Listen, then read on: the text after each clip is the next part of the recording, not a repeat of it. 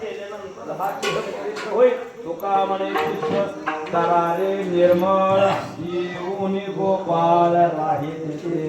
आणि गोपाळ चित्त येऊन राहिल्यानंतर काय करीत? मात्र पितृभाद्र सगोत्र अपार चतुर्भूत नर होऊन सगळ्याचा उद्धार करत. पण आपल्याला बाहेरचं वारं लागल्यानंतर आपण सगळं वचन दिलेलं शब्द दिलेलं विसरलो. तुम्हाला बैमान कसं झालं त्याचं उदाहरण सांगेन. एक महिलाने एक पुरुष दोघांची भांडण झाली महाराज. आणि त्या महिलेनं ठरवलं या पुरुषाला आज आपण शिक्षा द्यायची बर का. आणि शिक्षा द्यायची ठरवली. त्या महिलेनं काय केलं? लहान बालक घेतला आणि सकाळपर्यंत तो बैलगाडी घेऊन जात असताना त्या पुरुषावर आरोप करायचा. काहीतरी गुन्हा घडला पाहिजे. आपला लहान बालक घेतला आणि बालक बैलगाडीच्या खाली चेंगरला असं करून तिला गुन्हा दाखल करायचं. तो बैलगाडी धावत येत असताना बाळ घेतला आणि नकळत असा गाडी पुढे टाकण्यासारखं सोंग केलं. बाळाला मातीची धूळ लावली, कापड फाडली आणि पोलीस स्टेशनला गेले. पोलीस स्टेशनला गेल्यानंतर सांगितलं साहेब माझ्या समोरच एक व्यक्ती राहतो आणि त्या व्यक्तीनं या माझ्या बाळाला मारण्याचा प्रयत्न केलेला आहे. त्याच्यावर गुन्हा दाखल व्हावा. त्याने नोंद करून घेतली.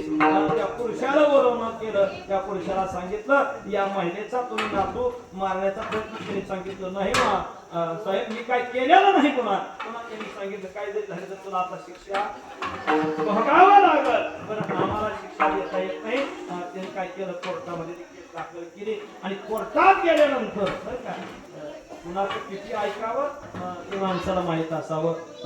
रोग निवारण होतो डॉक्टरचं ऐकावं आणि केस फायलावर येतो वकिलाचं ऐकावं आणि संतांचं आयुष्यभर ऐकावं बरं का. त्यांनी सांगितलं तुम्हाला वकील द्यावा लागेल. ठीक आहे म्हणले वकील द्यायला.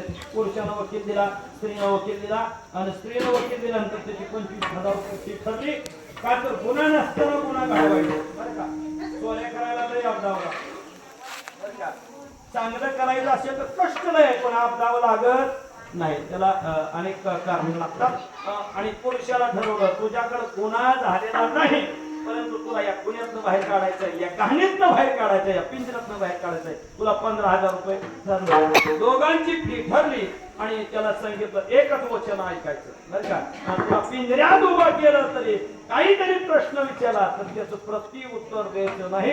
मी जो शब्द सांगितलं तो शब्द वापरायचा. त्यांनी सांगितलं ठीक आहे साहेब पण मला बाहेर 100% जसं आपण आत असताना देवाला हात जोडलं तसं त्यानं पण त्या वकिलाला हात जोडलं आणि वकिलानं सांगितलं काहीतरी विचारलं तर बुई ही शब्द वापरायचा. दुसरं काही बोलायचं नाही. पिंजऱ्यामध्ये उभा केलं आणि त्या महिलेच्या पुरुषाने विचारलं का हो तुम्ही आज या पिंजऱ्यामध्ये कशासाठी उभा आहे त्याचं ज्ञान आहे. त्यांनी सांगितलं बुई तुमच्या समोर जे पिंजऱ्यामध्ये जी स्त्री उभा आहे तिचा नातू तुम्ही जिवे मारण्याची प्रयत्न केल्यामुळे शिक्षा होणार आहे हे तुम्हाला ज्ञात आहे. त्यांनी सांगितलं बुई सगळ्या प्रश्नाचं उत्तर बुई बुई म्हटला. म्हातारी त्या पिंजऱ्यामध्येच उभा होती.